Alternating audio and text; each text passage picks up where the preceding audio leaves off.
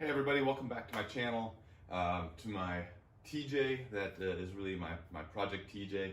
If you've been watching and have subscribed to the channel, you know that there are a lot of things going on with this TJ. A lot of it is just trying to get it back up to where it's not making lots of noises and it's road reliable. I think I've settled on a temporary name for it, TDSR. That doesn't sound right because it's pretty much what I'm trying to fix right now is everything that doesn't sound right. This video is going to be about brakes, or maybe it's about how this Jeep is braking me. I'm not sure. When I first got the Jeep, the brake pads were really thin and everything looked like it needed to be replaced. So I went ahead and decided to replace all the brake equipment, the pads, and all the rear drum equipment on this Jeep. And this was originally going to be just a quick video on how to go about doing that and just how I did it with this Jeep. I bought a full kit off Amazon from PowerStop, and I'll put a link to that in the description. And I did the rear brakes with my brother-in-law, so shout out to Randy for his help for that. Was going to do a lot of video, and unfortunately it turned out to be a lot of video of the back of my head and pretty useless. So unfortunately I don't have a lot of video of me doing it, but I do have some pictures or some video of what it looked like beforehand, and so it was pretty beat up. So after we got in there, we realized that the cylinder, the wheel cylinder, the brake cylinder on the driver's side needed to be replaced as well. So we went ahead and replaced both of the wheel cylinders also. And that's one of my tips. The cylinders are pretty cheap, and if you're going to be doing all the work to replace the brake drum hardware, you may as well do those two and just get it all done. But one thing with that is you got to make sure the brake lines get really tight to get that all put back together, so you don't have brake fluid leaking on the ground afterwards. So that took a little bit of going back under there a couple times to tighten that back up. But I'll link a video that I use as a reference on doing the rear brakes, because it took a little while, but it went pretty straightforward. So that was pretty exciting. And it also gave me some insight into the work that I need to do on the rear bearings, because those look like that, and the seals back there look like it needs to be replaced as well. And that's probably what's making the rear end noise. So I'm gonna be tackling that in a future video. The front brakes just needed new pads. And that looks to be a really simple process. And taking the calipers off, taking the brake pads out, looked really simple, and it was really simple. Again, I did a great job of videotaping my hands and my head, so I don't have a great video of the first time I went to replace the pads, but lucky for you, something did not go right with installing the new hardware on the Jeep. And when I went to road test it and try to break in those new pads, both the calipers locked up, overheated the rotors, and was just created a big mess. I could barely get it home because everything was locked up. I worked with PowerStop. They sent me some new front brakes. I'm going to take a lot of measurements and see if something's messed up, and I'm going to try it again.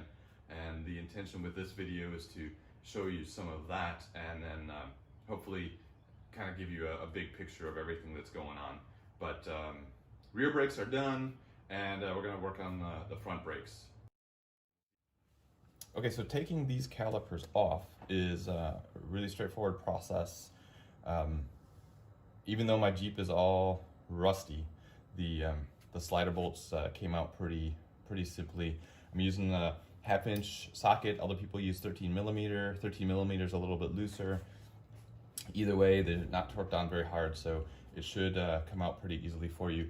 I've got a bucket sitting right next to the camera, actually, that I can set the caliper on so it doesn't drop and pull the brake hose.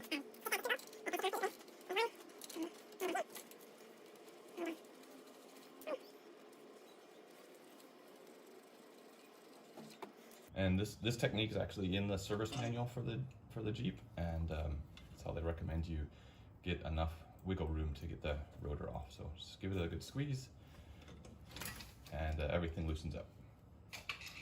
And then you just rotate it back, and then put it on the bucket or maybe up on the control arm, just somewhere so that it can't fall. and damage things. And that's it. It's that simple to pull the caliper and the brake pads off. Okay, here's a video from the TDSR Sky camera. I'm going to show you how to remove these pads from a top-down view. So the outboard pad, you just tip it a little bit to release. Tip it a little bit to release the two little pegs that are lodged in the side to get that loose, and it pulls up against the spring. And then you just slide it upwards like that.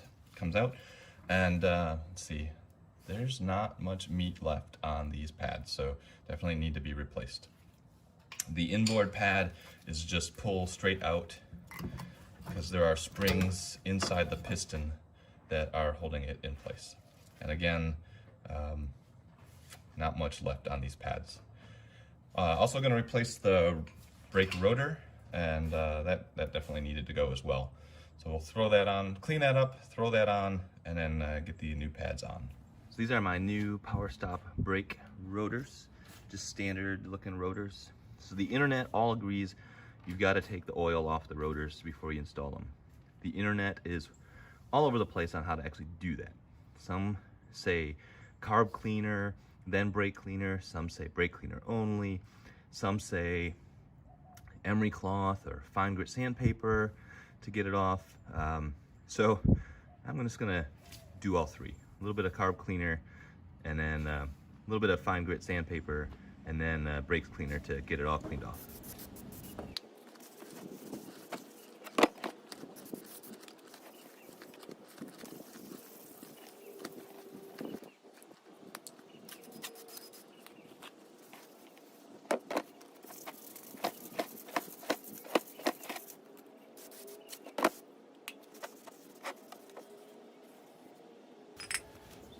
An important next step in this process is looking at the bracket that your caliper rides on. And there's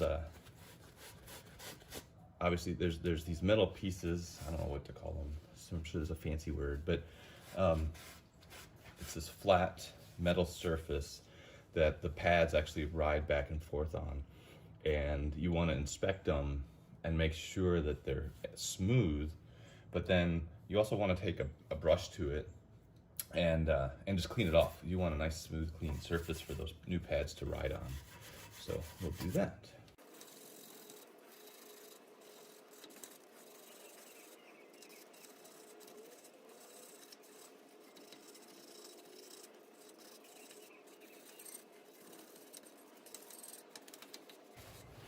Okay, so I'm going to go ahead and just take care of everything associated with the rotor next. So get that out of the way. So I'm going to take some grease, high temp grease or multi-purpose grease, and just put a little bit on the surface here that the pads are going to slide on, just to make their life easier.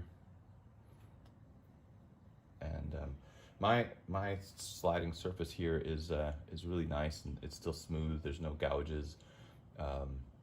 You want to be on the lookout for that. You might need to use shims or something else. Even maybe you have to replace the bracket if you get deep gouges in there. That's going to cause the pads to hang up.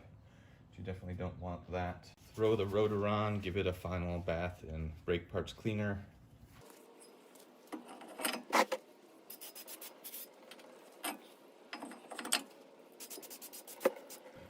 Okay, we're going to try doing a Skycam view again to show you the next part of the process, which is pushing the piston back. I'm going to put the old brake pad back into the piston. Next, go look at your brake reservoir and make sure you've got room for fluid to go back up into it. You do not want to overfill and have it come dripping out, because you are pushing fluid back up into the system when you do this. I think I've got enough room, but I'll still stop and check as we go. And then C-clamp, your best friend when it comes to brakes. And you just squeeze it back. And it does take some amount of force to get it moving back. So don't be afraid to put some torque into it.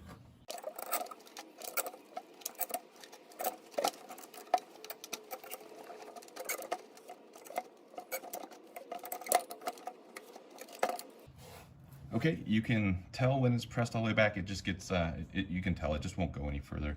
So when it's pushed all the way back, just pull the old pad back out, and then you're in good shape to move on to putting the new pads in. You want to make sure that these sliders are free to move. Mine are pretty good. If you want, you can actually pull these back and put a little bit of silicone grease in there too to help them out. But I think mine are in good shape, so I'm just going to leave them alone. The less I mess with on this Jeep, it seems the better off I am. Okay, let's talk about brake pads for a second. These pads that I got are labeled. You can see LO, left outboard. LI, left inboard. So they're side specific, and obviously inboard. I mean, this side's the only side that's going to fit into the piston, so that seems pretty obvious. And you want these two tabs facing down, so that makes it pretty obvious that the only way this can be on the outboard side with these tabs facing down is if it's on the left side. So it's kind of intuitive, but it seems like it's also pretty easy to flip these upside down. Does it really matter? I don't really know, but they did it for a reason. The tabs go down, so you have a notch on the bottom, and I want to do it the way it's supposed to go so that I don't have any more brake problems with this Jeep. All right, I am going to put some grease on the surface of the pad where the piston actually touches the pad. I'm not putting it on the actual brake pad surface because that would cause all sorts of problems. I just want there to be basically no squeaking when the pad contacts the piston. And then you want it to follow the contour of the rotor, so the inner diameter goes up because that's what's going to go against the rotor, and then it just snaps in place. Just like that. Do the same thing with the other pad, the outboard pad. Just put some grease where it's going to contact up against the caliper. So for this one, just get the springs to go over the back side of the caliper, press it down, and there are these little tabs or posts that go into the holes on the caliper, and you just want to snap that in place. All right, so there we go. And it's good to just double check that it's all the way down, that it can't come back up. So do a little pull test to make sure that those posts both snap into the caliper. Boom, there you go.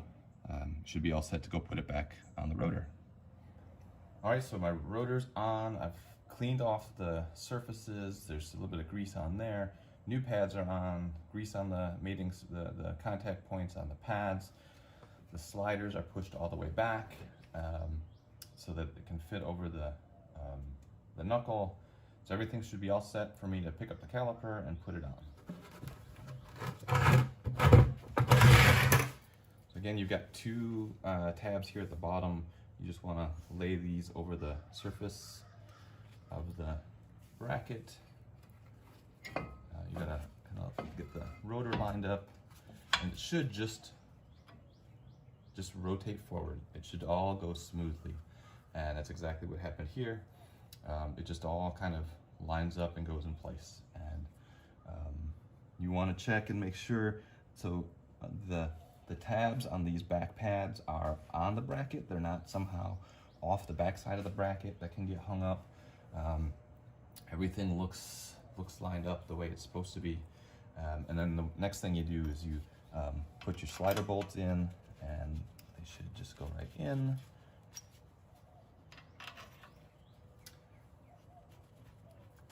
You may have to move things around a little bit to get it to line up, but you shouldn't take excessive force. And you should be able to walk them in by hand pretty much all the way. And if things are binding up, then something didn't go right, and you should back it off and try again. Because again, a little bit of double checking at this stage could prevent a lot of brake problems in the near future, and you don't want any of that.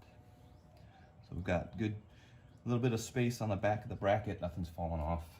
So next I'm just going to take my ratchet The torque on this is 11 foot-pounds, so it's nothing Superman has to do. So just get it good and tight, and you should be all set. This is not, you know, suspension lift type of stuff. So you want the caliper to be the pads to be able to slide. You don't want it all jammed up. Okay, and that's it. Brakes are done. I think if you weren't recording a video, 20-25 minutes to do the side. And now I'm gonna go to the other side and do the exact same thing. I wasn't going to record putting the brake pads in on the passenger side because it's the same as the driver's side. I already showed you that. But I almost kind of wish I had, so that you could have seen my struggles, because I didn't take my own advice, and it emphasizes how important it is to get this outboard pad, these posts, into these holes. It's a tight fit when you put the new pads in. The spring is tight and it feels like it goes in, but if you don't get it exactly right seated, when you go to put the caliper back on, it's a struggle to get both of the pads sitting on the slider here and to go up over the rotor and to align up.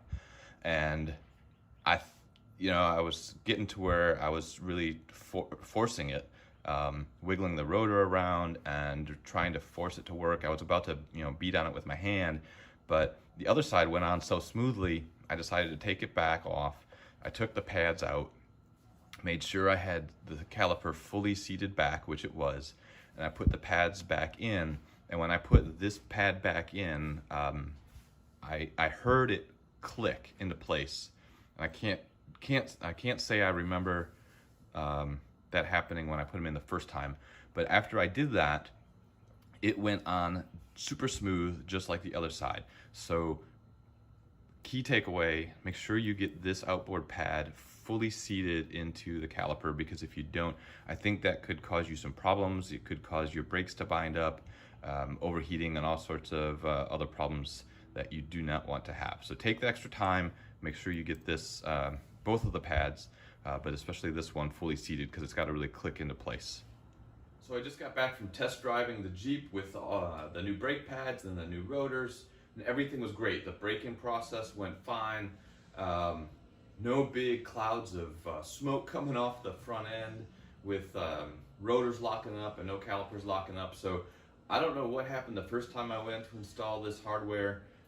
Clearly something was not right. I don't know if the parts were slightly off size or what the problem was, but it didn't happen this time. Everything's in great shape. And so I think the moral of the story is to just take your time, go slow, make sure that everything is set up right. If it doesn't feel right, take it apart, try it again, because it seems like the TJs are surprisingly more sensitive than I'm used to with front brake pads or something like that. Since I did have problems with the first time I tried to install these pads and rotors, PowerStop did send me replacement pads and rotors under their warranty, which was great, and I appreciate that. But it means that I have these totally charred, beat up pads and rotors. So maybe I should do a giveaway. Would you guys be interested in a giveaway from the channel?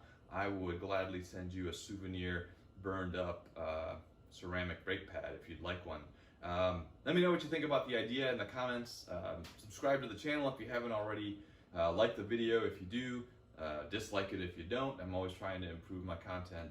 And to that, if you have comments or questions about anything you saw in the video, drop it below and let me know what you think about getting a free used up nasty brake pad. I'll even pay for shipping. Let me know what you think. Until next time, have a good one.